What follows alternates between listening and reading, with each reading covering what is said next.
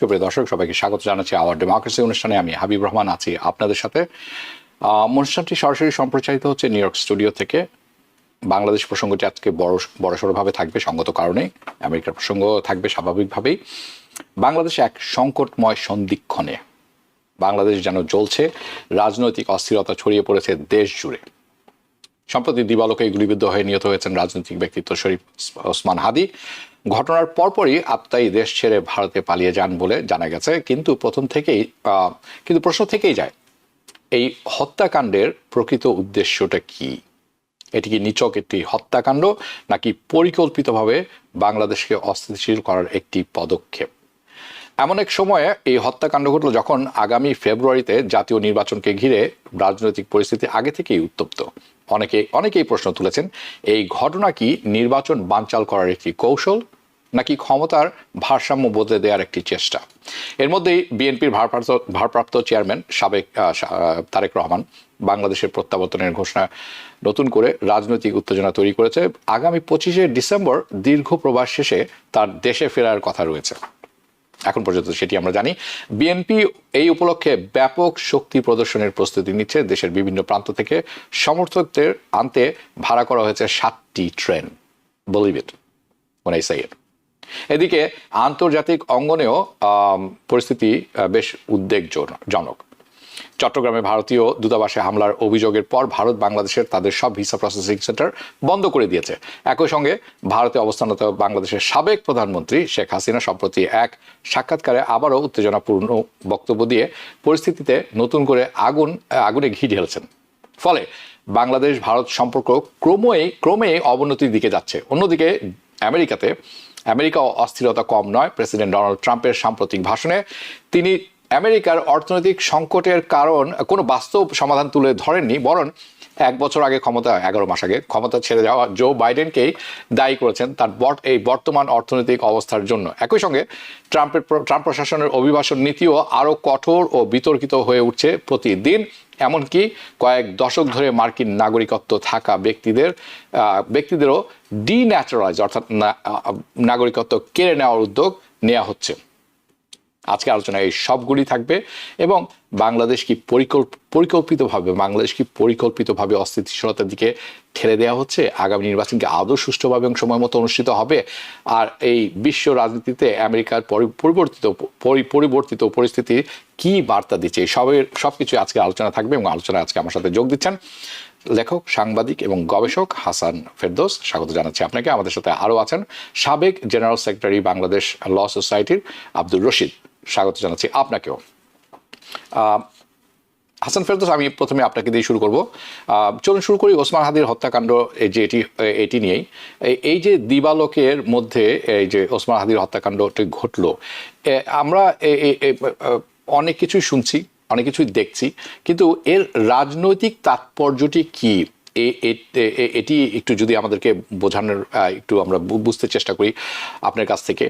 এটি কি একটি বিচ্ছিন্ন ঘটনা, নাকি এর পিছনে আরও কোনো বড় রাজনৈতিক বার্তা লুকিয়ে আছে?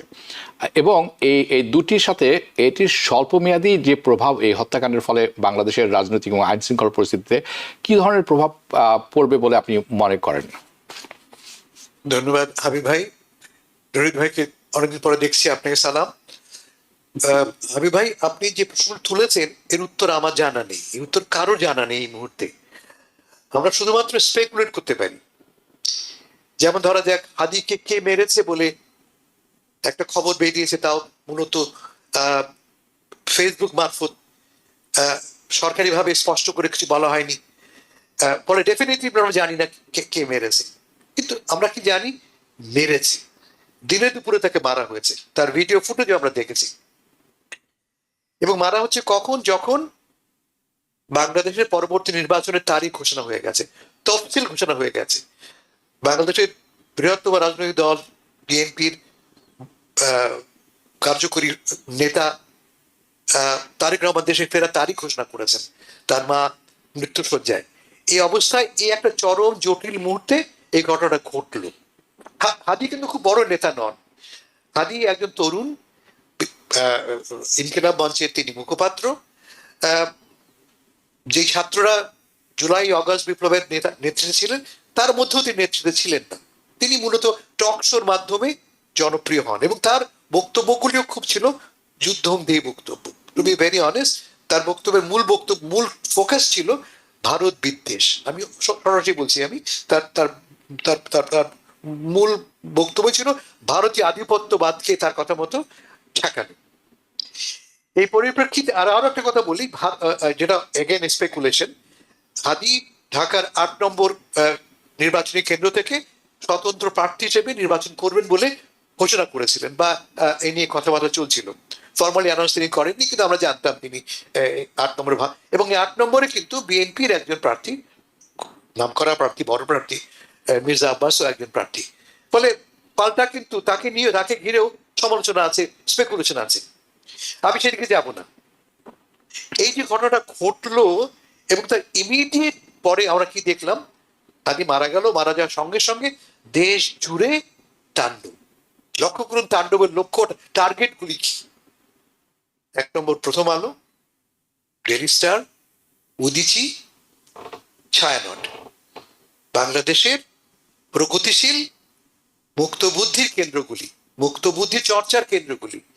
এ থেকে আমরা আজ করতে পারি ঘটনাটা কারা ঘটিয়েছে, কি স্বার্থে ঘটিয়েছে, দ্যাটস ভেরি অবভিয়াস। যদি আপনি আজকে আমি একটু লাইভ দেখছিলাম, সবারই একটা বক্তব্য, এই অবস্থায় নির্বাচন হতে পারে না। এই এই এই চক্রান্ত উদ্ঘাটন না করা পর্যন্ত নির্বাচন হতে পারে না। তার মানে কি, নির্বাচন হতে না দেওয়াই মূল লক্ষ্য? এটা একটা সিদ্ধান্ত হতে পারে। অন্য সিদ্ধান্ত হতে পারে যে বাংলাদেশের সাথে ভারতে, আপনি উল্লেখ করেছেন যে এই ঘটনার পরপরই আমরা দেখেছি ভারত বিভিন্ন ভিসা সেন্টার, ভিসা প্রসেসিং বন্ধ করে দিয়েছে। আমরা জানি হাদি ছাত্রদের পক্ষ থেকে বা বিভিন্ন দলের পক্ষ থেকে ভারতীয় মিশন ঢাকায়, এমবাসি, হাই কমিশন ইনফ্যাক্ট ঘেরাও করার ঘোষণা দেওয়া হয়েছিল এবং লোকে ছুটেও গিয়েছিল। ফলে একটা লক্ষ্য হতে পারে বাংলাদেশ ভারত সম্পর্ককে জটিল করে তোলা। কে করতে চায়? আমি আজকে পত্র পত্রিকায় স্টেটমেন্ট দেখছিলাম, ডেইলি স্টার, প্রথম আলো, উভয় পক্ষ থেকে বলা হয়েছে যে একটি স্বার্থান্বেষী মহল। আমি গতকাল দীর্ঘ সময় কথা বলেছি এনসিপি নেতাদের সাথে ঢাকায়।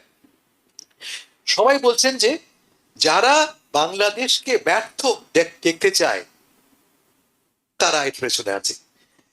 তারা কথা বলছে যে, আমি এনসিপির কথা বলছি, নেতাদের কথা বলছি, আমি সবাই এনসিপির কমন প্ল্যাটফর্ম না। তারা আমাকে বলছে যে এনসিপির ভেতরে দুটো অংশ বা তিনটি অংশ আছে। একটি উগ্র অংশ আছে, যে উগ্র অংশটি হয়তোবা এই ঘটনার সঙ্গে জড়িত। তারা আমাকে একথা বলছে যে আসল ব্যর্থতা বর্তমান সরকারের। এমন ঘটনা ঘটতে পারে এটা এন্টিসিপেট করতে পারেনি সরকার। প্রথম আলো, ডেইলি, দুপক্ষ থেকে বলা হয়েছে যে তারা সরকারকে জানিয়েছিল এমন ঘটনা ঘটতে যাচ্ছে, তারপরে সরকার কোনো ব্যবস্থা গ্রহণ করেনি, বা দূরে থেকে আমরা দেখেছি। প্রথম আলো, আমি জানি, আমি প্রথম আলো দীর্ঘ থেকে কাজ করি, ইনফ্যাক্ট ফ্রম ডে ওয়ান আমি কাজ করি সেখানে। দূর থেকে দাঁড়িয়েছিল পুলিশ, লোক অনেক বেশি ছিল, হয়তো সে কারণে তারা ইন্টারভিউ করেনি। ফলে ক্লিয়ারলি সরকার ব্যর্থ হয়েছে। কিন্তু কারা এই স্বার্থান্বেষী মহল আমরা কেন স্পষ্ট করে বলতে পারছি না? কারা এই স্বার্থান্বেষী মহল?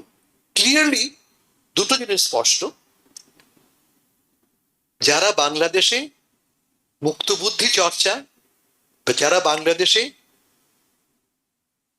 আমাদের স্বাধীনতার প্রচলিত বয়ানের সমর্থক নয়, যারা বাংলাদেশে বাঙালি সংস্কৃতি চর্চা অব্যাহত থাকুক তার বিপক্ষে, তারা এই ঘটনার পিছনে জড়িত। আমি বলছি এই দ্বিতীয় ঘটনাটা, প্রথম ঘটনাটা নয়। আমি বলছি আগুন দেয়া, আমি বলছি ডেইলি স্টার, প্রথম আলো, উদীচী, ছায়ানট আক্রমণ করা। তার মানে বাংলাদেশের ভেতরে একটা স্পষ্ট শক্তি চারা দিয়ে উঠেছে, যে শক্তিগুলি আমাদের, যে শক্তিগুলিকে, যে ট্রেনগুলিকে আমরা খুব আমাদের কাছে গুরুত্বপূর্ণ মনে করি, তারপর আক্রমণ করছে। তার একটা হচ্ছে ৭১, তার একটা হচ্ছে মুক্তবুদ্ধি চর্চা, তার আর একটা হচ্ছে বাঙালি সংস্কৃতি। এগুলি খুঁজলেই আমরা কিন্তু পেয়ে যাব এই ঘটনা কেন ঘটলো। শিওর, আপনি যেটা বলেছেন আমি আপনাকে একমত হচ্ছে, এই যে এই ঘটনাটা একটা উদ্দেশ্য ক্লিয়ারলি এই নির্বাচন প্রক্রিয়াটাকে ব্যাহত করা। এতে কার লাভ? একদম খোলামেলা বলি, নির্বাচন প্রক্রিয়া ব্যাহত হলে কি বিএনপির কোনো লাভ আছে? বিএনপি তো আগামীকাল সরকার গঠনের যে প্রস্তুত আছে, ফলে বিএনপির সঙ্গে জড়িত নয়। বাকি থাকলো দুটি প্রধান শক্তি, একটি এনসিপি, একটি জামাত। কেমন? আমরা কি জানি এনসিপি এবং জামাত উভয় কিন্তু বারবারই বলে এসছে, এনসিপি গত 15 দিন আগেও বলেছে যে তারা নির্বাচনের জন্য আমরা রেডি না, বাংলাদেশ রেডি না। জামাত প্রথম তাই বলেছিল, জামাত এখন কম বেশি প্রস্তুত নির্বাচনের জন্য। ফলে এই প্রক্রিয়ার ভেতরে দেখতে পাচ্ছি আমরা এমন সব শক্তি আছে যারা নির্বাচন প্রক্রিয়াটাকে ব্যাহত করতে চায়। প্লাস এর সঙ্গে আছে আওয়ামী লীগ। আওয়ামী লীগ কি চায়? আমি অনেকবার বলেছি, আওয়ামী লীগের প্রধান লক্ষ্য হচ্ছে বাংলাদেশের নির্বাচন প্রক্রিয়া ব্যাহত করা। ওয়াই? Very simple. যদি আগামীকাল বাংলাদেশে একটি গণতান্ত্রিকভাবে নির্বাচিত সরকার গঠিত হয়ে যায়, তাহলে আওয়ামী লীগের সমস্ত আন্দোলন, তারা যে আন্দোলন করছে ভারতে বসে, তা বেঁচতে যাবে। তাদের আন্দোলনের প্রধান যুক্তি কি? যে বাংলাদেশে এই মুহূর্তে একটি অবৈধ সরকার ক্ষমতায় আছে, ফলে এর বিরুদ্ধে আন্দোলন করা, চক্রান্ত করা, লড়াই করাটা জায়েজ, ন্যায্য। এই যুক্তি দেখতে পাচ্ছি আমরা। আপনারা জানেন কিছুদিন আগে কলকাতায় বসে আওয়ামী লীগের একজন নেতা লম্বা সাক্ষাৎ দিয়েছিলেন যে আমি কয়েক হাজার লোক নিয়ে 24 ঘন্টা পরিশ্রম করছি কি করে এই ইউনূস সরকারকে সরানো যায়। কেন? বিকজ ইউনূস সরকার অবৈধ। যে মুহূর্তে এই সরকারটি অবৈধ থাকবে না, যে মুহূর্তে বাংলাদেশে একটি ন্যায্য সরকার, একটি বৈধ সরকার গঠিত হবে, তখন কার বিরুদ্ধে তারা লড়াই করবে? ফলে ক্লিয়ারলি এই দেখতে পাচ্ছেন কতগুলি ক্ষেত্র, এনসিপি, জামাত, আওয়ামী লীগ, তাদের স্বার্থ এক জায়গায় মিলে গেছে। এবং মিলে গেছে বলেই বোধ করি, আমি বলছি না তারা কোঅর্ডিনেট, এটা কোনো পরিকল্পনা, কিন্তু স্বার্থটা মিলে গেছে। মিলে যাওয়ার ফলে হয়তো দেখতে পাচ্ছি আমরা এই একটি বিশৃঙ্খল আক্রমণ। তার চেয়ে বড় কথা, সবচেয়ে বড় ভয় আমার জন্য যে এই হামলাটা হচ্ছে আমাদের প্রথাগত ঐতিহ্যিক সংস্কৃতির উপরে। আমার মুখ বন্ধ করার চেষ্টা হচ্ছে, আমাকে কথা বলতে না দেওয়ার চেষ্টা হচ্ছে। কথা, প্রথম আলো রিলিজে কি করে? কথাটাই বল, তাই তো? সত্য হোক, আপনার পছন্দ হোক বা না হোক, তাদের কথা আমাদের কথা। এই কথাটা বন্ধ করবার জন্যই তো একটি প্রক্রিয়া দেখতে পাচ্ছি আমরা। এটি গণতন্ত্রের উপর হামলা, আমাদের প্রত্যেকের বাক স্বাধীনতার উপর হামলা। বলে আমাদের প্রথম কাজ হচ্ছে হাদির এই হত্যাকে নিন্দা করা, এবং হাদির হত্যাকে ব্যবহার করে যারা বাংলাদেশের ভেতরে এই উন্মাদনার সৃষ্টি করলো, তাদের সকল চক্রান্তকে প্রতিহত করা। অসংখ্য ধন্যবাদ। বেশ কয়েকটি অত্যন্ত গুরুত্বপূর্ণ বিষয় আমরা বুঝতে চেষ্টা করলাম আপনার কথা থেকে। তার মধ্যে একটি হচ্ছে, অন্যতম একটি আমার কাছে মনে হচ্ছে যে আওয়ামী লীগ সরকার, সাবেক আওয়ামী লীগ সরকার, তারা চাচ্ছেন না একটা লেজিটিমেট সরকার আসুক। এটি একটি ব্যাপারও হতে পারে। আমি আব্দুর রশিদ আপনার কাছে যাচ্ছি, দীর্ঘমেয়াদী প্রভাবটি আপনি এই ঘটনার পিছনে কিভাবে দেখেন, এবং বাংলাদেশের এটি কি বাংলাদেশের গণতান্ত্রিক প্রক্রিয়া ও নির্বাচনী ব্যবস্থাকে দুর্বল করে দিতে পারে বা করে দেবে? Already it's very weak anyway. আর আমি যেটা বোঝার চেষ্টা করছিলাম যে আসলে এটা করে লাভ হচ্ছে কার? আমরা শুনলাম, আমরা জানি ডেইলি স্টারে আগুন দেওয়া হয়েছে, প্রথম আলোতে আগুন দেওয়া হয়েছে, আমরা জানি উদীচী এবং ছায়ানটে ভাঙচুর হয়েছে। এই অস্থিরতা থেকে আসলে কারা রাজনৈতিকভাবে লাভবান হচ্ছে? সরকার, বিরোধী দল, নাকি তৃতীয় কোনো শক্তি? এটি আপনার দৃষ্টিভঙ্গি থেকে আমি শুনবো। আরেকটি ব্যাপার যেটি আমার কাছে খুব অবাক লেগেছে, এই হত্যাকাণ্ডের পর যিনি হত্যাকাণ্ড ঘটালেন তিনি ভারতে পালিয়ে যেতে সক্ষম হলেন। অনেকে মনে করেন এটিতে অভ্যন্তরীণভাবে তাকে সাহায্য করা হয়েছে এবং ভারতে চলে যাওয়ার পরে সেখানে গ্রহণ করা হয়েছে। এটিও আপনি কিভাবে দেখেন? ধন্যবাদ হাবিব ভাই আপনার এই প্রশ্নের জন্য। আসলে বাংলাদেশ চলমান পরিস্থিতিতে ওসমান হাদির যে হত্যা এবং তাকে নিয়ে বাংলাদেশে বর্তমানে যে অস্থিরতা চলছে, এটি খুবই গুরুত্বপূর্ণ এবং আমাদেরকে খুব সেন্সিটিভলি এটা দেখতে হবে, কারণ অবশেষে দেশ আমাদের সবার। তো এখানে আমরা যেটা হাসান ফেরদৌস স্যার বললেন যে আসলে আমরা স্পেকুলেশন করতে পারি, you can just beat around the bush, but we need to it is yet to come that where should we put the right hammer on the nails.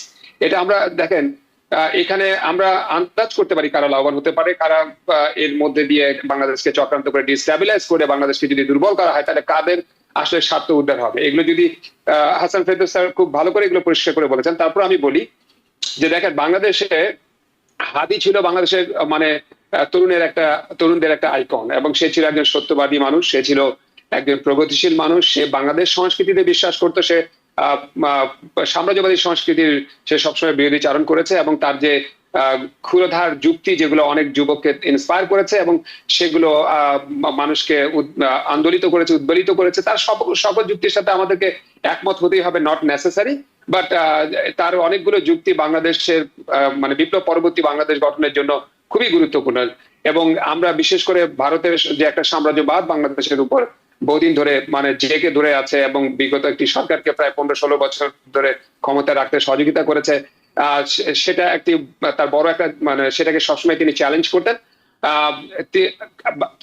হাদি এই অবস্থায় তার মারা যাওয়ার পিছনে যদি আপনি আমাকে জিজ্ঞেস করেন যে কারা বেশি প্রফিটেবল হতে পারে, আমি মনে করি যে বাংলাদেশকে দুর্বল করলে কারা প্রফিটেবল হতে পারে।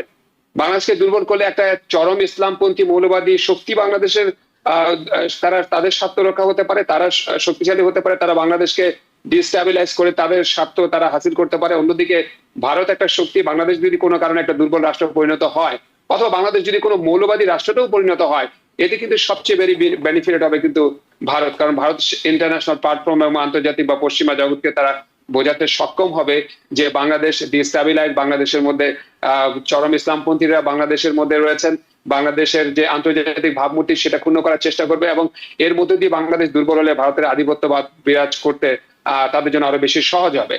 এখন হাদিকে যে মারলো যে মানুষটা, দেখেন হাদি মারা যাওয়ার পরে আমরা কিন্তু প্রথমে মির্জা আব্বাস বা বিএনপির দিকে অস্ত্র তাক করা হলো যে তারা হয়তো এই ঘটনাটা ঘটিয়েছে। আপনি দেখেছেন স্লোগান দেওয়া হয়েছে, মির্জা আব্বাস যখন দেখতে যায় তাকে বিরুদ্ধচারণ করা হয়েছে।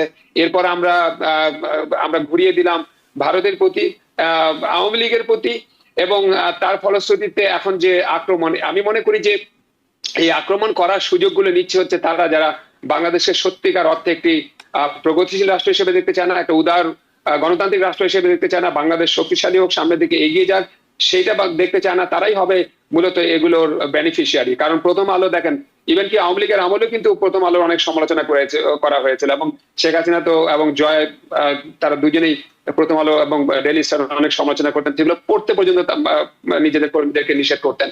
তো প্রথম আলো একটা সংবাদপত্র আপনার যদি লেটসে কোনো মিথ্যা তথ্য দেয়, ভুল কথাও যদি বলে, তার একটা লিগাল প্রসেস আপনি ফলো করতে পারেন। আর একজন কমন হিউম্যান বিং হিসেবে আপনি তাকে রিজেক্ট করতে পারেন, পড়তে না বলতে পারেন, আপনার বন্ধুদেরকে পরিবারকে এনকারেজ করতে পারেন, কিন্তু সেখানে আক্রমণ করা, সেখানে সংবাদপত্রের স্বাধীনতাকে রুদ্ধ করা, অন্যদিকে ছায়ানটের মতো একটা প্রগতিশীল সংস্থাকে যদি আপনি তার প্রতি যে অত্যাচার করা হয়েছে, নট অনলি দ্যাট, আপনি শুনেছেন হয়তো ময়মনসিংহে একজন হিন্দুকে অত্যাচার করে তাকে পুড়িয়ে দেওয়া হয়েছে। এই কাজগুলো করলে আসলে কারা বেনিফিটেড হতে পারে?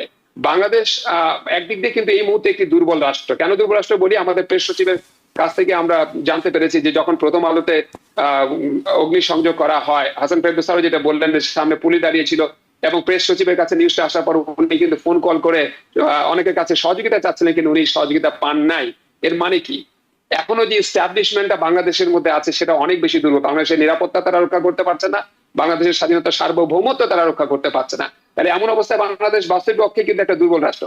একটা দুর্বল রাষ্ট্রে কিন্তু পরাশক্তিরা তারা সুযোগ নিবে, পার্শ্ববর্তী পরাশক্তি তারা সুযোগ নিবে, এবং দুর্বল রাষ্ট্রের প্রতি সুযোগ নেয় হচ্ছে চরম মানে বলবো যে মৌলবাদী গ্রুপ। মানে আমি সবাইকে মৌলবাদী বলছি না বা এখানকার জামাতকেও আমি মৌলবাদী বলছি না, কিন্তু হাসান ফেরদৌস স্যার যেমন বলেন যে এনসিপির মধ্যে 3টা গ্রুপ আছে, ঠিক জামাতের মধ্যে কিন্তু অনেক মানুষ আছে যারা কিন্তু মানে প্রগতিশীলতাকে বিশ্বাস করে, কিন্তু রাজনৈতিক দল হিসেবে তারা জামাত করে। কিন্তু সেখানে আবার আরেকটা দলও আছে, সেখানে আবার আরেকটা গ্রুপও আছে যারা বাংলাদেশে চায় যে সম্পূর্ণরূপে বাংলাদেশ একটা ইসলামিক রাষ্ট্রে পরিণত হোক, এখানে সবকিছু ইসলামিক ওয়েতে চলুক। এটাও একটা প্রপোনেন্ট কিন্তু আছে।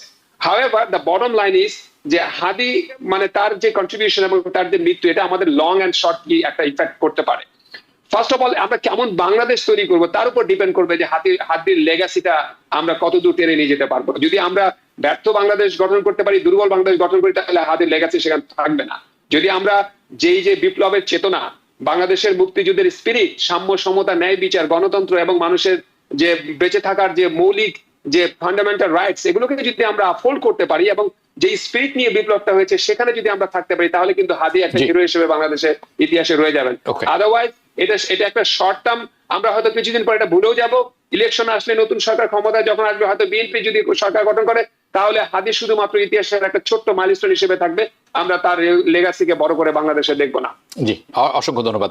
হাসান ফেরদৌস, যাচ্ছি আপনার কাছে। আমি তারেক রহমানের প্রত্যাবর্তনের বিষয়টিতে আলোচনায় যেতে চাই। তারেক রহমানের প্রত্যাবর্তনের 6 মাস আগেও, নির্বাচনের ঠিক আগ মুহূর্তে তারেক রহমান দেশে ফেরেননি। এখন উনি ফিরছেন, আমরা তারিখটিও জানি 25শে ডিসেম্বর। এটি কি বিএনপির রাজনৈতিক একটি টার্নিং পয়েন্ট হতে যাচ্ছে, এটি একটি প্রশ্ন। দ্বিতীয়, যেটি আমরা জানি যে এই পেশি প্রদর্শনের যে ব্যাপারটি আছে আমাদের দেশে নির্বাচনের আগে পরে অন্যান্য সময়, সেটিও আমরা শুনতে পাচ্ছি যে 7টি ট্রেন ভাড়া করা হয়েছে, দেশের বিভিন্ন স্থান থেকে লোকজন নিয়ে আসা হবে। সো এটি এই তারেক রহমানের প্রত্যাবর্তন আসলে কি খুব সিগনিফিকেন্ট একটি ব্যাপার বিএনপির জন্য বা বাংলাদেশের জন্য? দুটি একটি প্রশ্ন। সেকেন্ড হচ্ছে, এই যে রব মঞ্চ নিয়ে উনি আসছিলেন, কিন্তু তার আগে একটি মর্মান্তিক ঘটনা ঘটে গেল, হাদির হত্যাকাণ্ড।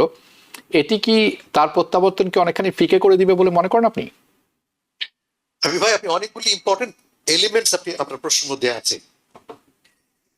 আমি আপনার প্রোগ্রামে আগে বলেছি, আবারও বলি, তারেক রহমান তার মা মৃত্যুশয্যায়, আজ থেকে না, গত 1 মাস ধরে। যদি আপনার মা মৃত্যুশয্যায় থাকে, আপনি কি করবেন? আমি ছুটে যাব। আপনি কি খুঁজবেন কোথায় আপনার জন্য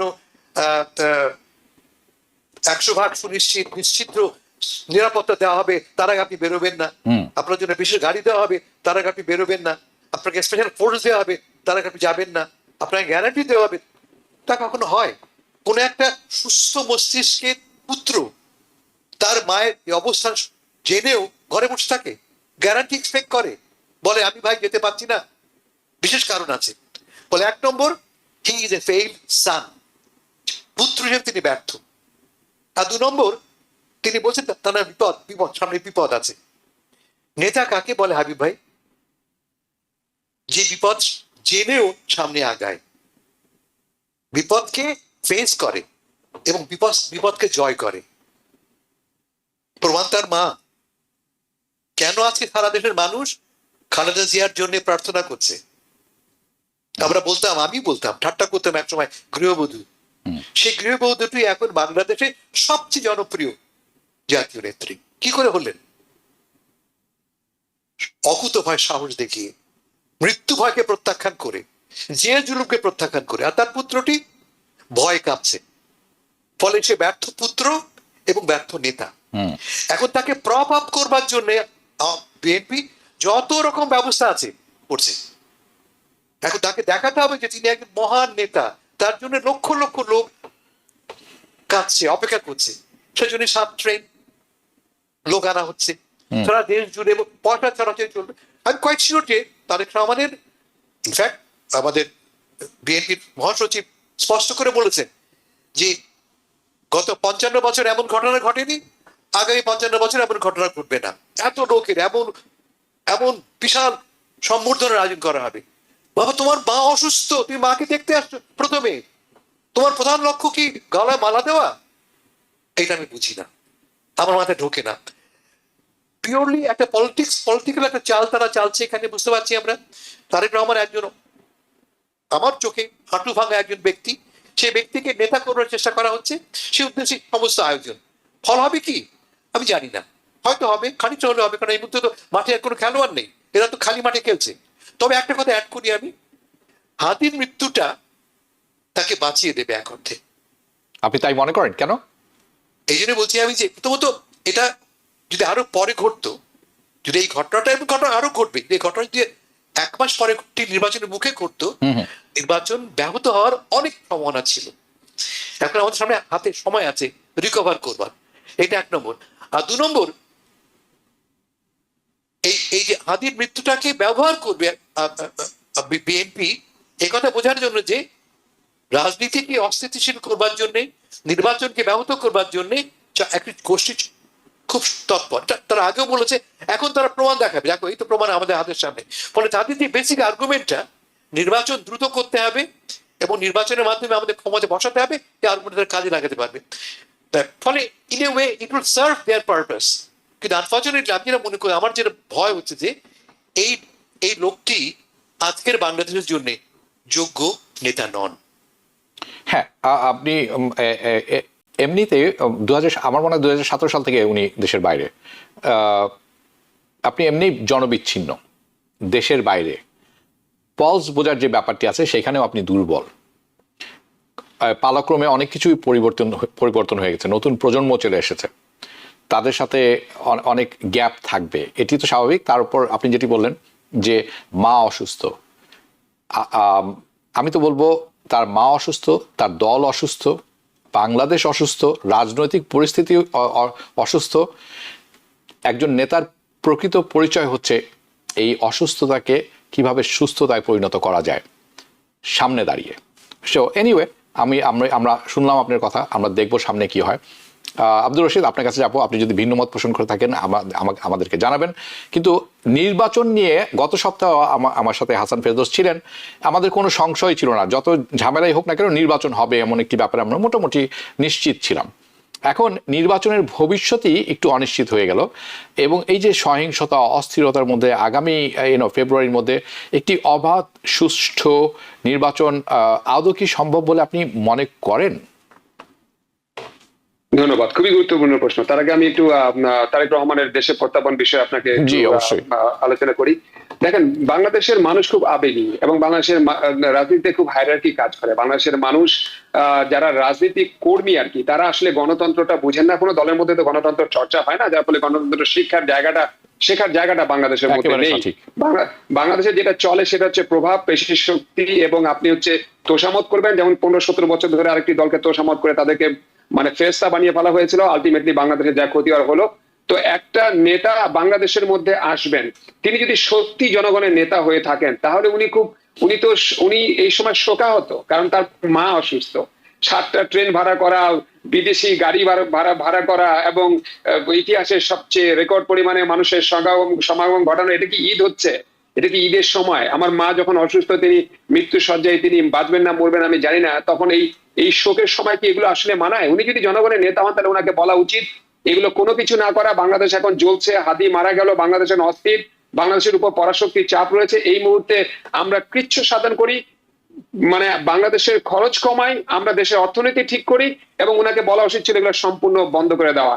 আমি মাকে দেখতে যাচ্ছি, সুতরাং এইসবের কোনো দরকার নেই। তাহলে কিন্তু উনি আরো বেশি জনপ্রিয় নেতা হতে পারতেন, সাধারণ মানুষের নেতা হতে পারতেন। উনি এই মুহূর্তে কর্মী এবং দলের নেতা হয়ে আছেন, কিন্তু সাধারণ মানুষের নেতা এখনো পর্যন্ত হতে পারছেন বলে আমার কাছে মনে হয় না। হাওয়েভার, এখন আসি আপনার দ্বিতীয় প্রশ্নটি ছিল যে ইলেকশন বিষয়। অবশ্যই ইলেকশনের তো একটা সংখ্যা তৈরি হলো, আমরা এখনই কোনো কনক্লুসিভ ডিসিশনে আমরা পৌঁছাতে পারবো না, এটা একটা বড় ঘটনা। তবে এরকম ঘটনা যদি কন্টিনিউয়াসলি হতে থাকে, তাহলে অবশ্যই ইলেকশনের প্রতি এটা প্রভাব পড়বে। ইলেকশন হয়তো পিছানো হলেও হতে পারে, বা এরকম ঘটনা যদি আর না ঘটে, তাহলে আমি দৃঢ়ভাবে বিশ্বাস করি যে বিএনপির মতো একটি বড় দল প্রস্তুত রয়েছে। জামাতের অপ্রস্তুত সে কথা জামাত বলছে না, তারাও প্রস্তুত। সুতরাং বিএনপি জামাতের মতো দলগুলো যদি প্রস্তুত থাকে, তাহলে ইলেকশন সামনে হবে। তাছাড়া ডক্টর মোহাম্মদ ইউনূস, তিনিও আমার কাছে মনে হন না যে তিনি দীর্ঘদিন ক্ষমতায় থাকতে চান, বরং তার যে একটা সম্মান, প্রতিপত্তি বা আন্তর্জাতিক ভাবে তার যে খ্যাতি, উনি সেটাকে ধরে রাখতে চান। যত বেশি নির্বাচন পিছাবে, তত বেশি তিনি বিতর্কিত হবেন, সেটার জায়গায় তিনি যেতে চান বলে আমার কাছে মনে হয় না। তবে আমি মনে করি ইলেকশন কিন্তু ইনক্লুসিভ ইলেকশন হলেই কিন্তু সেটা ভালো। লেটস সে এই অবস্থা যদি কন্টিনিউ করে, এবং আমরা যদি একটা ইলেকশন করি, সেটা যদি ইনক্লুসিভ না হয়, সেখানে যদি অর্ধেক মানুষও যদি ভোট দিতে না আসে, যেভাবে করে জ্বালাও পোড়াও আগুন নীতি, যেগুলো সন্ত্রাস নীতি চলছে এই বাংলাদেশের মধ্যে, অনেক মানুষ, সাধারণ ভোটাররা কিন্তু ভয় পেয়ে যেতে পারে। দেখেন, এর আগেও কিন্তু 12 এবং 14-18 ভোটগুলোতে কিন্তু আপনি দেখবেন, কিন্তু ভয় ভীতি তৈরি হলে কিন্তু মানুষ ভোট দিতে যায় না। তো আমাদেরকে তো দেখাতে হবে যে গণতন্ত্র স্থিতিশীল আছে, significant number of the voter they are coming to the polling centre to vote, right? বাংলাদেশের মানুষের মধ্যে ভোট একটা উৎসাহ, সবচেয়ে বড় উৎসাহ। এটাকে যদি আমরা ধরে রাখতে না পারি, ইন্টারন্যাশনাল ইমেজটাকে যদি আমরা বাংলাদেশের মধ্যে ধরে রাখতে না পারি, ভোটিং ক্যালকুলেশন বা অ্যাকাউন্টস বা স্ট্যাটিস্টিক দিয়ে, তাহলে কিন্তু একটা প্রশ্নবিদ্ধ নির্বাচন হতে পারে। প্রশ্নবিদ্ধ নির্বাচন হলে যেটা হয়, এটাকে কিন্তু আশ্রয় করে কিন্তু অন্য শক্তি আবার তারা কিন্তু সামনের দিকে, দুর্বল শক্তি সবল হওয়ার সম্ভাবনা আছে, পালিয়ে যাওয়া শক্তি আবার সবল হওয়ার সম্ভাবনা আছে, রাইট? এই জন্য আমি মনে করি যে যেটাই হোক না কেন, জনগণ, আমরা যদি গণতন্ত্রে বিশ্বাস করি, তাহলে জনগণকে আলটিমেটলি ডিসিশন নিতে হবে who should do the politics in Bangladesh and who shouldn't. কিন্তু আমরা যদি চাপাই দিয়ে যদি আমরা এই সিদ্ধান্তগুলো নিয়ে আইন করে কিংবা চাপাই দিয়ে, তাহলে কিন্তু এটা আমরা দেখেছি বাংলাদেশের ইতিহাসে, এটার ফল কিন্তু কখনো ভালো হয় না। সুতরাং কোনো দলকে যদি বহিষ্কার করতে হয়, এক্সক্লুড করতে হয়, লেট দ্য পিপল ডিসাইড। আমরা ওই দলের কর্মী, নেতা এবং বড় সুপ্রিম নেতা, তারা যারা অন্যায় করেছে, অপরাধ করেছে বাংলাদেশের আইনে, তাদের আমরা বিচার করছি, তাদের আমরা বিচার করব, এবং সেটা ঠিক আছে, তাদের বিচার করতে হবে। কারণ একটা ব্যক্তি অপরাধ করলে, সে যদি রাষ্ট্রীয় কাঠামোকে ব্যবহার করে যদি অপরাধ করে, তাহলে তার বিচার হতে হবে। but it doesn't mean that who should do politics in Bangladesh and who shouldn't do that, and the state can take that decision. Let the people take that decision. Inclusive election না হলে participation যদি enough না হয়, more than 50% people যদি vote দিতে না আসে, তাহলে কিন্তু প্রশ্নবিদ্ধ একটা ইলেকশন কিন্তু বাংলাদেশকে আবার দুর্বল করতে পারে, আবার কিন্তু অন্য শক্তিগুলোকে কিন্তু রাইজ করতে পারে, ভবিষ্যতে হয়তো বিপ্লবের আবার প্রয়োজন হতে পারে আবার বাংলাদেশকে পরিশুদ্ধ করার জন্য। এই সংখ্যার জায়গাটা থেকে যায়। এই জন্য আমি এখনো পর্যন্ত মনে করি যে এই ধরনের হাদি হত্যার ঘটনা, এরকম ঘটনা যদি আমরা বন্ধ করতে পারি, ময়মনসিংহে একজন সংখ্যালঘুকে হত্যা করে পুড়িয়ে দেওয়া হয়েছে, এই ধরনের ঘটনা যদি আমরা বন্ধ করতে পারি, সংবাদ গণমাধ্যমকে যদি আমরা স্বাধীনভাবে কথা বলার সুযোগ দিই, সমালোচনা করার সুযোগ দিই, মানুষকে যদি মত প্রকাশের স্বাধীনতা দেই আমরা, তাহলেই কিন্তু এটা ভালো হবে বাংলাদেশের জন্য। এটা কিছু শর্ট টাইমের জন্য আপনাকে খারাপ লাগতেও পারে, বাট লং রান এটা বাংলাদেশের জন্য বেনিফিটেড হবে। আদারওয়াইজ ভারত কিংবা পরাশক্তি অন্যরা কিন্তু বাংলাদেশকে ডিস্টেবিলাইজ করে কিন্তু বাংলাদেশ থেকে সুযোগ নেওয়ার চেষ্টা করবে। খুব quickly, what do you mean by inclusive election? Inclusive elections mean, let's say, মানে আমরা কি আওয়ামী লীগকে বা জাতীয় পার্টিকে মানে বাংলাদেশে একটা ন্যারেটিভ আছে যে তারা ইলেকশনে পার্টিসিপেট করবে না, আসলে কি আমরা সেই জায়গাটা কি যাবো কিনা? আমরা কিন্তু তাদেরকে আইনগতভাবে সম্পূর্ণরূপে নিষিদ্ধ করি নাই, আমরা তাদেরকে পলিটিক্যাল অ্যাক্টিভিটিস নিষিদ্ধ করেছি, তাই না? এখন পলিটিক্যাল আমরা যদি তাদের আইনগতভাবে তাদের বিচার করি, that's a different case, but আমরা তাদেরকে অ্যাক্টিভিটিস। আপনি বলছেন যে আওয়ামী লীগকেও নির্বাচনে অংশগ্রহণ করতে দেয়া হোক? আমি বলছি যে let the people decide who should run the country and who should be excluded and who should be included, not the state, but the people. That is the democracy. ওকে, আমি একটু অন্য বিষয়ে যেতে চাই এখন, আরো গুরুত্বপূর্ণ বিষয়। হাসান ফেরদৌস, আপনি জানেন যে বাংলাদেশ ভারতের সম্পর্ক অত্যন্ত বাজে পর্যায়ে এই মুহূর্তে, স্পেশালি এই যে চলমান পরিস্থিতি অস্থিরতার প্রেক্ষাপটে বাংলাদেশ ভারত সম্পর্কটি আরো একটি সংকটময় পর্যায়ে পৌঁছে গেছে। যে ভালো ছিল এমন বলার কোনো উপায় নেই। এটির কূটনৈতিক ফলাফল কি হতে পারে এটি একটি ব্যাপার। দ্বিতীয় হচ্ছে সরকারি দল, বিরোধী দল, রাজনৈতিক দলগুলোর আসলে কি করা উচিত, এই মানে একটা কি কামনা করতে পারি আমরা তাদের কাছ থেকে এই মুহূর্তে, যাতে পরিস্থিতি একটু শান্ত হয়ে আসে। হাবিব ভাই, আমরা গত সপ্তাহে নিয়ে কথা বলেছি এবং আমি স্পষ্ট করে বলেছি যে এই অবস্থায় পৌঁছেছি মূল কারণ ভারত। ভারত তার সমস্ত ডিম রেখেছে একটা ঝুড়িতে, হাসিনা এবং আওয়ামী লীগ। হাসিনা নামক ঝুড়িতে হাসিনা চলে গেছে বা তাকে যেতে বাধ্য হয়েছে, সব ডিমও গেল, তার বাক্সও গেল, ঝুড়িও গেল, ডিমও ভেঙে গেল। হ্যাঁ হ্যাঁ, ফলে মূল দায়িত্বটা হবে ভারতের, অবস্থা বদলানোর প্রধান দায়িত্ব হবে ভারতের। কারণটা কি? ভারত একদিন পর্যন্ত আমাদেরকে ট্রিট করেছে অ্যাজ এ ক্লায়েন্ট স্টেট, আমরা তার ক্লায়েন্ট। তিনি বড় কোম্পানির মালিক, আমরা সেই কোম্পানির কর্মচারী, অথচ আমরা সার্বভৌমত্ব অধিকারী দুটো দেশ, সমান রকম সার্বভৌম আমরা। এই সমতার ভিত্তিতে সম্পর্ক নির্মাণ না হলে এই সংকট থাকবে। লক্ষ্য করে দেখেন, শুধু বাংলাদেশ না, কিন্তু ভারতের প্রতিটি প্রতিবেশীর সঙ্গে একই রকম সমস্যা। ভারত নিজেকে মনে করে মহাশক্তিধর, super power, regional super power. তার সঙ্গে শ্রীলঙ্কার সম্পর্ক খারাপ, তার সঙ্গে নেপালের সম্পর্ক খারাপ, এভরি সিঙ্গল নেবারের সাথে। এবং এটা ভারতীয়রাই বলছে। আমি গতকাল এটি লম্বা লেখাও আমি লিখেছি ঢাকার পত্র পত্রিকায়, যে কিভাবে এই সম্পর্কটা রেস্টোর হতে পারে। রেস্টোর একটাই উপায়, তা হচ্ছে যে এই স্বীকৃতিটুকু মেনে দেওয়া যে তুমি ভাই আমার যত অধিকার তোমার ততটুকু অধিকার, আমি তোমার চাপিয়ে দিতে পারি না, এক নম্বর। আর 2 নম্বর, আমার পছন্দের সরকারকে আমি ক্ষমতায় বসিয়ে রাখবো at any cost। এই যে প্রক্রিয়া গত 15 বছর দেখেছি আমরা, এটা বদলাতে হবে। কিন্তু যেটা ভেরি ইম্পর্টেন্ট হাবিব ভাই মাথায় রাখা, যে আমি বারবার বলি, হয়তো অনেকে খুশি হবেন না, we need India more than India does Bangladesh. আমাদের অনেক বেশি প্রয়োজন ভারতকে। আমরা ছোট দেশ, নানাভাবে আমরা ভারতের উপর নির্ভরশীল। আমরা ভাটির দেশ ভাই, ওখান থেকে পানি আসে, এই পানি ছাড়া আমরা মরুভূমি হয়ে যাব। এই 50 বছরও কিন্তু আমাদের ফারাক্কা সমস্যা, পানির সমস্যার সমাধান হয়নি। এবং এখন যদি ভারতকে আমরা বৈরী করি এবং আমাদের অ্যাকশন, আমরা কি বলছি, আমাদের নেতারা কি বলছে, আমরা 7 সিস্টার্স নিয়ে নেব। আপনি ভাবুন, নির্বুদ্ধিতা কাকে বলেন? নেতারা, রেসপন্সিবল পলিটিক্যাল লিডাররা বলছে আমরা 7 সিস্টার নিয়ে নেব, 7 সিস্টার্সের লোকে আমরা আশ্রয় দেবো, ভারতীয় হাই কমিশন আমরা দখল করব। ঢাকায় স্লোগান দিচ্ছে দিল্লি দখল করব, ঢাকায় স্লোগান দিল্লি। এই জাতীয় নির্বোধের মতো কথা বলা একদম অনুচিত, এবং কোনোভাবেই যেন সরকারিভাবে দায়িত্বশীল লোকরা এটাকে এনকারেজ না করে। আনফর্চুনেটলি আমাদের বর্তমান চিফ অ্যাডভাইজার নিজেই তিনি কিন্তু অত্যন্ত, আমি বলবো নির্বোধ না, আনডিপ্লোম্যাটিক্যালি তিনি কথা বলেছেন। তিনি ক্ষমতা নেবার আগে প্যারিসে বসে চিকেন ডেকের কথা বলেছেন। এটা কোনোভাবেই কাম্য নয়। ভারতের যেমন আমাদের প্রয়োজন, আমাদেরও ভারতের প্রয়োজন। আসুন এই কথাগুলি বলা বন্ধ করি, সমতা মেনে নেই, সার্বভৌমত্ব মেনে নেই, আর ভাষার ভেতরে কূটনীতিটা আনি। Thank you. জি, অসংখ্য ধন্যবাদ। আমি যাব রশিদ আপনার কাছে। এই যে চট্টগ্রাম দূতাবাসে হামলা হয়ে গেল, ভারতীয় দূতাবাসে, এটি কতখানি আপনি মনে করেন স্বতঃস্ফূর্ত, কতখানি রাজনৈতিকভাবে উস্কানি দেওয়া হয়েছে, এবং আপনি কোনটি মনে করেন, এটি পরিকল্পিত নাকি এটা স্বতঃস্ফূর্ত?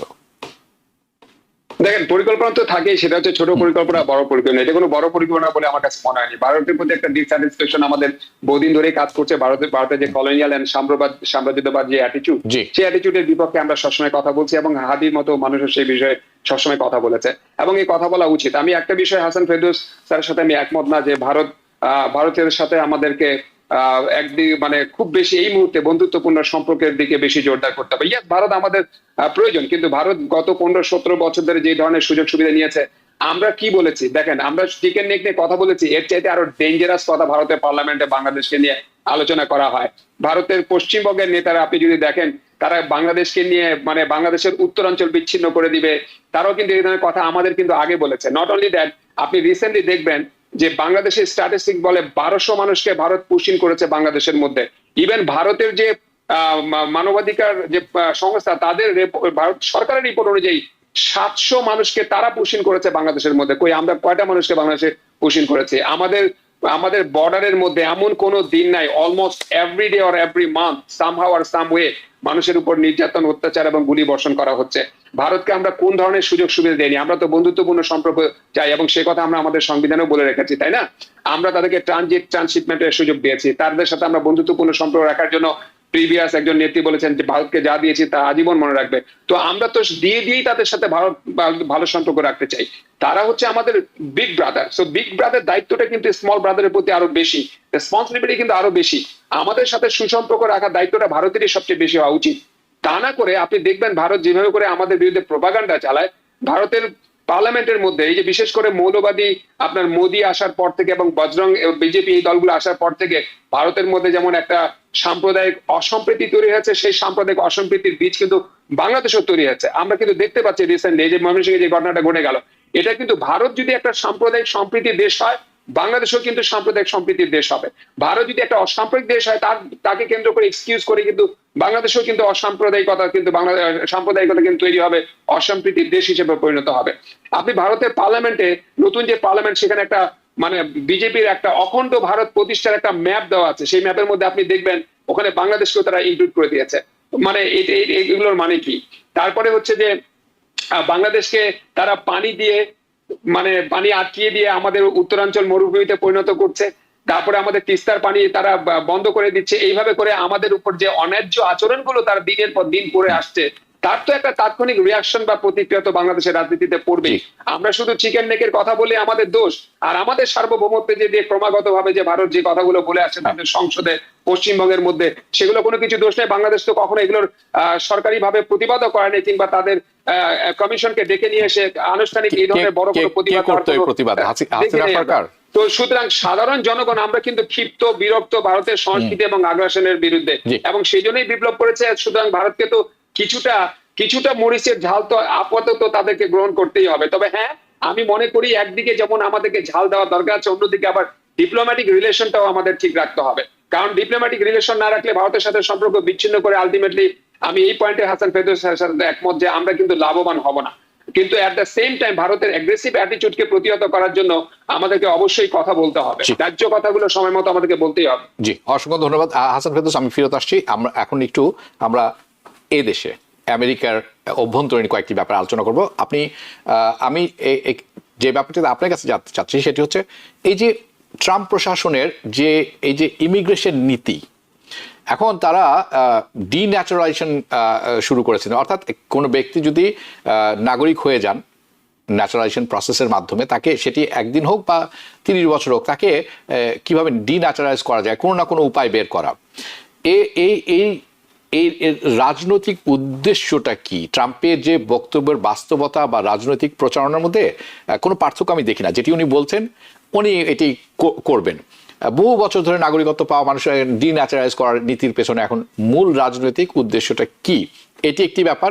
আমি আরেকটি দেখছিলাম, দিনে দিনে সবকিছু বন্ধ করে দিচ্ছেন। আজকে শুনলাম, পড়লাম যে ডিবি লটারি বন্ধ, যদিও বাংলাদেশের কাছে জন্য এটি কোনো ব্যাপার না, কিন্তু আজকে বন্ধ করেছেন। কারণ যে হত্যাকাণ্ডটি হলো ব্রাউন ইউনিভার্সিটিতে, সেটি পর্তুগালের একটি ছেলের স্টুডেন্ট, এটি একটি ব্যাপার। সেকেন্ড হচ্ছে, শরণার্থী নেওয়ার একটা কোটা ছিল আমেরিকাতে বছরে 1,25,000, সেটিকে এখন উনি কমিয়ে নিয়ে এসেছেন 7,500 বাৎসরিক, বাট মূলত হোয়াইট আফ্রিকানাস জন্য, অন্য কারোর জন্য নয়। একটু বুঝিয়ে বলবেন কি কি হচ্ছে? আপনি মিউটে আছেন। এই উদ্যোগের একটা আইনগত দিক আছে, আমার চেয়ে ভালো রশিদ বুঝিয়ে বলতে পারবেন, আমি রাজনৈতিক দিকটা বুঝিয়ে বলি। আজকে থেকে নয়, ট্রাম্প প্রশাসন তো প্রথম পর্যায় থেকেই ফোকাস করে আসছেন যে আমাদের প্রধান সমস্যা ইমিগ্রেশন, অবৈধ লাগাম ছাড়া ইমিগ্রেশন, শুধু আমেরিকার নয় কিন্তু পশ্চিম ইউরোপেরও। এবং এই কারণেই সারা বিশ্ব জুড়ে, বিশেষ করে শ্বেতকায় সভ্যতার দেশগুলিতে আমরা দেখতে পাচ্ছি ইমিগ্রেশন বিরোধী একটি উদ্যোগ। আপনারা দেখেছেন গত সপ্তাহ 10 দিন আগে মার্কিন প্রশাসন তাদের নতুন জাতীয় নিরাপত্তা স্ট্র্যাটেজি বা কৌশলপত্র প্রকাশ করেছে। তাতে তারা কি বলছেন? ইমিগ্রেশনের কারণে আমাদের সভ্যতা, মানে শ্বেত সভ্যতা হুমকির সম্মুখীন। তার ইউরোপকে বলছে, যদি তোমরা এই সমস্ত অশ্বেতকায়, এক্স্যাক্টলি ওয়ার্ডটা তারা ব্যবহার করেনি, তারা বলছে যে ইমিগ্রেশন যদি বন্ধ না করো তোমরা, তোমাদের সভ্যতা নিশ্চিহ্ন হয়ে যাবে। তারা ওয়ার্ডটা ব্যবহার করছে erasure, you will face erasure of western civilization. Stephen Miller, আমাদের হোয়াইট হাউসের ইমিগ্রেশন স্যার, তিনি বলেছেন যে we can't build western civilization with unfettered uncontrolled immigration. এখন what is Western civilization? What is American civilization? আমি অনেকবার বলেছি, আবারও বলি, basically it means three things. It means white, Christian and conservative. Yeah. America এমন একটা দেশ হবে যেটা মূলত সাদাদের দেশ, খ্রিস্টানদের দেশ এবং রক্ষণশীল দেশ। এই সংকটটা এখন আরো তীব্র আকার ধারণ করেছে। কেন? আপনারা জানেন 2000 এখন থেকে মাত্র 10 বছর পরে, 20 বছর পরে 2014 মধ্যে কিন্তু চলতি জনসংখ্যা বৃদ্ধির হার এমন থাকলে মার্কিন যুক্তরাষ্ট্র একটি নন হোয়াইট কান্ট্রিতে পরিণত হবে, মানে মাইনরিটি মেজরিটি কান্ট্রিতে পরিণত হবে। সাদাদের চাইতে আমরা অলরেডি, সাদাদের চাইতে অশ্বেতকায়রা সংখ্যায় বেড়ে যাবো। ইনফ্যাক্ট এই মুহূর্তে কিন্তু আমেরিকা একটা নন হোয়াইট কান্ট্রি, যদি আপনি প্রাইমারি এনরোলমেন্ট দেখেন, প্রাইমারি স্কুলে এনরোলমেন্ট দেখেন, সংখ্যা হিসাবে অলরেডি এটা একটা নন হোয়াইট কান্ট্রি হয়ে দাঁড়িয়েছে। এই ভয়টা আমেরিকান বর্তমান শাসক গোষ্ঠীর মধ্যে খুব কঠোরভাবে, তীব্রভাবে জুড়ে বসেছে। এখন যারা ক্ষমতায় আছে তারা সেই মতাবলম্বী, তারা সেই বিশ্বাস করেন যে আমেরিকাকে তার পূর্বতন চেহারা ফিরে যেতে হবে। পূর্বচেহারা বলতে কি বোঝায়? সেই সময় যখন আমেরিকার শ্বেতকায়রা ছড়ি ঘোরাতো, সেই সময় যখন ঘোড়ায় চড়ে একজন একটা বন্দুক দিয়ে 150 স্লেভদেরকে নিয়ন্ত্রণ করত। আমেরিকা গ্রেট এগেইন মানেটা কি? Make America white again. এবং এই যে ক্যাম্পেইন, ইমিগ্রেশন বিরোধী এই ক্যাম্পেইন, তারই একটা অংশ। আমি মোটেই বিস্মিত হচ্ছি না, কিন্তু এর একটা আইনগত দিকও আছে, এটা আমার চেয়ে ভালো রশিদ বুঝিয়ে বলতে পারবেন। আর তা হচ্ছে যে আসলেই তো এদেশে প্রচুর লোক, প্রায় 12 মিলিয়ন লোক বাস করে যারা বৈধ নয়, আনডকুমেন্টেড, এবং এদের মধ্যে বোধ করে অনেকে হয়তো বা ইলিগালি নয়, হয়তো অনেকে ক্রিমিনালও আছে। ফলে যদি সত্যি সত্যি ব্যবস্থা গ্রহণ করা হয়, আমি তো, এটা একদম অযৌক্তিক নয় তো। যদি সম্পূর্ণ বন্ধ করে দিয়ে আমরা, খোলা রাখি আমরা আমাদের দরজা, ফলটা কি দাঁড়াবে? অনেক অশুভ বাতাস ঢুকবে। তাকে আমরা চাই? আমি তো বলি যে এইটা ঠিক আছে, কিন্তু এর জন্য প্রয়োজনটা কি? এর জন্য প্রয়োজন দরজা বন্ধ করে দেয়া না, প্রয়োজন একটা কম্প্রিহেন্সিভ ইমিগ্রেশন রিফর্ম। এই কথা আমরা গত 20 বছর ধরে বলে আসছি, কিন্তু এই সরকার তা মানতে রাজি নয়।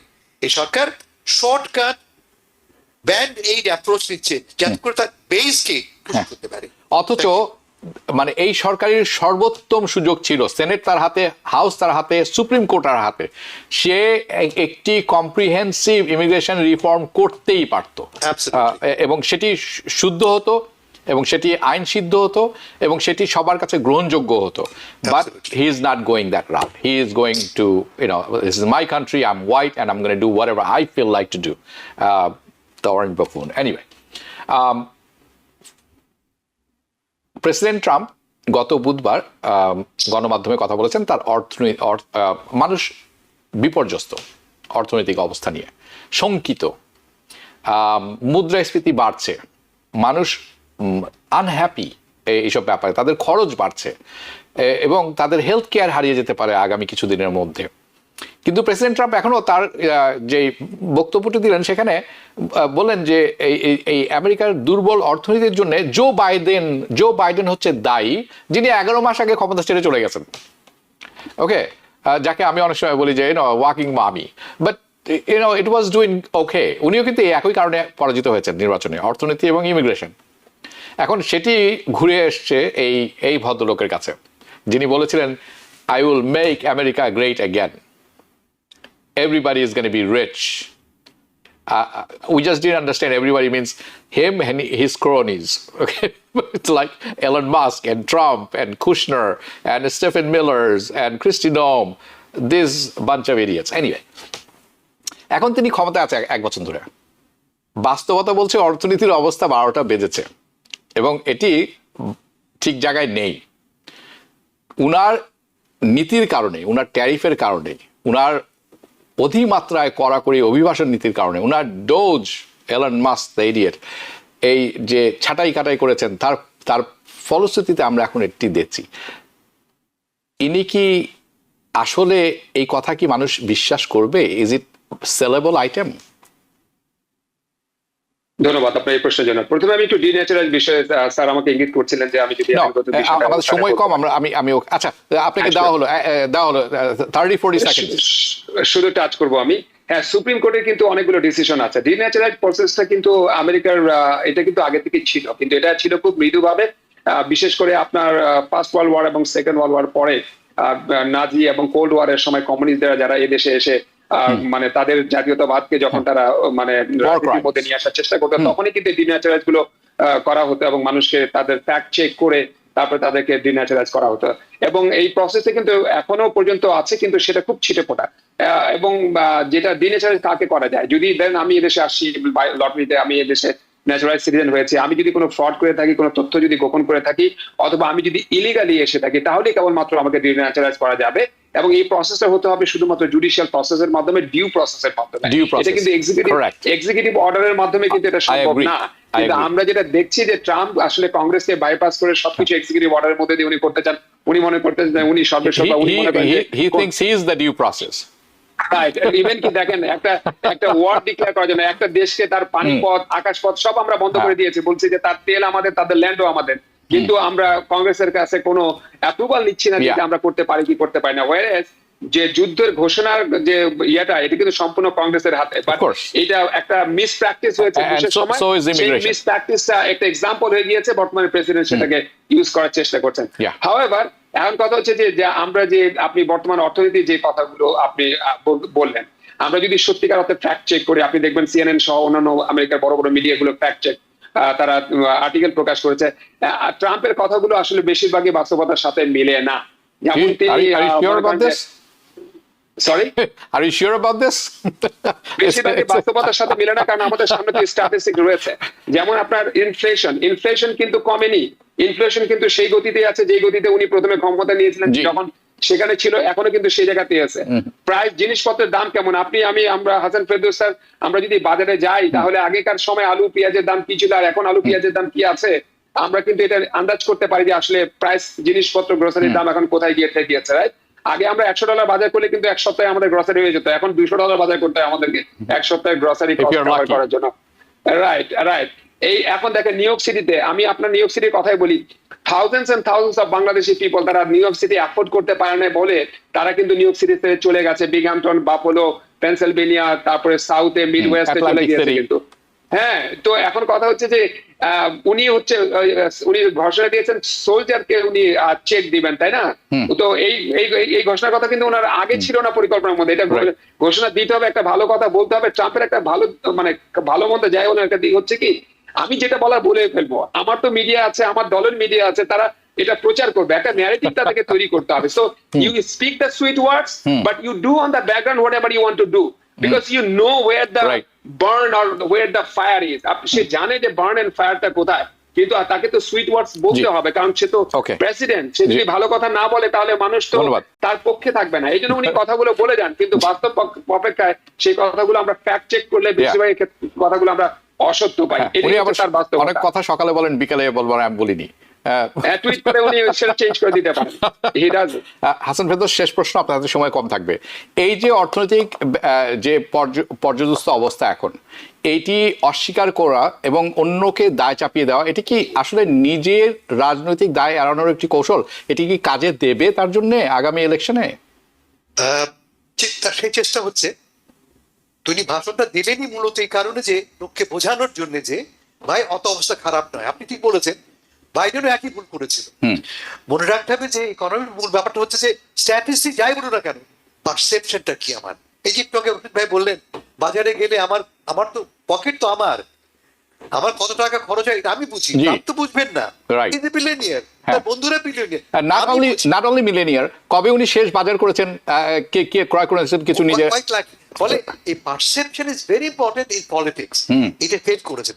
উনি কেন ভাষণ দিলেন জানেন? উনি কেন ওই দিন হঠাৎ করে ভাষণ দিলেন? ঠিক ওদিনকেই আমরা পেয়েছি সর্বশেষ জনমত জরিপ। তাতে কি বলা হচ্ছে? দ্য লোয়েস্ট অ্যাপ্রুভাল রেটিং তার সময় 38%। প্রতি 10 জনের 7 জন আমেরিকান মনে করে অর্থনীতি ঠিক পথে চলছে না। তারপরে 70% আমেরিকান মনে বলছে ভাই তুমি ভুল পথে চলছে। এইটাকে রিভার্স করার জন্য তিনি ভাষণ দিলেন। কিন্তু বোকামিটা হচ্ছে কথা জানেন, উনি চিৎকার করে আমাদের কনভিন্স করার চেষ্টা, এটাকে বলা হচ্ছে স্ক্রিমাথন। উনি স্ক্রিম করছেন, ম্যারাথন আর স্ক্রিমাথন বলা হচ্ছে। Correct. চিৎকার করলে কি আমার অবস্থা বদলাবে ভাই? বছরে তিনি 15 লক্ষ সৈন্যকে $1,776 দেবেন। জি। What about me? এবং দিলেই বা কি, আমাকে যদি 2,000 টাকার চেক ধরিয়ে দেওয়া হয়, আমি কি বাজারের সমস্যা মিটাতে পারবো? না। আনএমপ্লয়মেন্ট 4.6, 4.6, হ্যাঁ, ইনফ্লেশন 3% ইনফ্লেশন, এ তো বাস্তবতা ভাই। এটা আমাকে প্রতিদিন ফেস করতে হচ্ছে। ফলে আপনাকে আমি আশা করেছিলাম কি উনি কি বলবেন, যে আমি বুঝি তোমার সমস্যা আছে, হ্যাঁ। I empathise with you. তিনি যদি এই আমাকে চিৎকার করে না বলে বলতেন উনি কি বলছেন সব ঠিক আছে, আমেরিকার ইকোনমি সারা দুনিয়ায় বেস্ট ইকোনমি, যদি বেস্ট হয় তাহলে তো বলার কিছু নেই ভাই। জি, জি। আমি তো জানি, আমি তো রোজ সাফার করছি। Right. ফলে তিনি যদি আমাকে বলতেন আমি বুঝতে পারছি ভাই তোমার কষ্ট হচ্ছে, জি। ওয়েট করো, তা তো তিনি করেননি। অসংখ্য ধন্যবাদ। উনার একটা সস্তা উপায় পেয়েছেন, ওই যে কিছু বললেই চেক ধরিয়ে দেওয়ার, $1,700 চেক দিবেন। এই $1,700 চেক আসলে দরকার প্রতি মাসে, আমাদের অবস্থা এমন দাঁড়িয়েছে। Then I will buy it to eat. Okay, আপনাদের দুজনের কাছ থেকে বিদায় দিচ্ছি, ভালো থাকবেন, দেখা হবে পরবর্তী অনুষ্ঠানে। হ্যাঁ দর্শক, আপনারা যারা অনুষ্ঠানটি দেখছিলেন, হাদির কথা নিয়ে আমরা শুরু করেছিলাম। হাদির হত্যাকাণ্ড আপনাদের একটি বড় প্রশ্নবোধক চিহ্ন দাঁড় করিয়ে দিয়েছে। আপনাদের আবু সাইদের কথা মনে আছে? আবু সাইদের হত্যা যখন হয়েছিল তখন কিন্তু তিনি কেউই ছিলেন না, বাট একটা সরকারের পতন ঘটে দিয়েছিল। হাদির হত্যাকাণ্ড আরেকটি বড় প্রশ্ন বাংলাদেশ সরকারের কাছে। আপনারা এখন যেটি দেখছেন অন স্ক্রিনে, সেটি হচ্ছে ইন্ডিয়ার একটি নিউজ 18-এ আসছে যে বাংলাদেশের বর্তমান পরিস্থিতি, বর্তমান নতুন জেনারেশন যারা আছেন, সেটি হচ্ছে তাদের জন্য একটা স্ট্র্যাটেজিক চ্যালেঞ্জ। কেন? এই জেন জি যারা আছেন তারা ইন্ডিয়ার উপনিবেশ অথবা সাম্রাজ্যবাদে বিশ্বাস করেন না এবং এখান থেকে বের হয়ে আসতে চান। এর সাথে বাংলাদেশের সাথে যোগ দিয়েছে পাকিস্তান এবং চায়নাকে এবং পাকিস্তানকে তো অবশ্যই ইন্ডিয়া মনে করেন শত্রু। কাজেই সেই হিসাবে এই জেন জি যারা আছেন তারাও শত্রু, দমন করতে হবে। দেশের অভ্যন্তরে রয়েছে রয়ের গুপ্তচর, কাজ করে যাচ্ছে ভারতের পক্ষে, আওয়ামী লীগ সরকারের পক্ষে। বাংলাদেশ নাকি একটি long term strategic challenge for Bangladesh. নতুন প্রজন্ম, তাদেরকে সাবধান থাকতে হবে, অসংলগ্ন কথা বলা থেকে দূরে থাকতে হবে, কাজের কাজ করে দেখাতে হবে, সুষ্ঠু নির্বাচন করে দেখাতে হবে। আমরা সেই আশাটাই রাখি। সবাই ভালো থাকবেন। শুভরাত্রি। TBN 24 টেলিভিশন দেখতে আজই কল করুন 7187776556। লগ ইন করুন www.totalcablebd.com। নিউ ইয়র্ক থেকে সম্প্রচারিত TBN 24 টেলিভিশন বিশ্বজুড়ে বাঙালির কণ্ঠস্বর।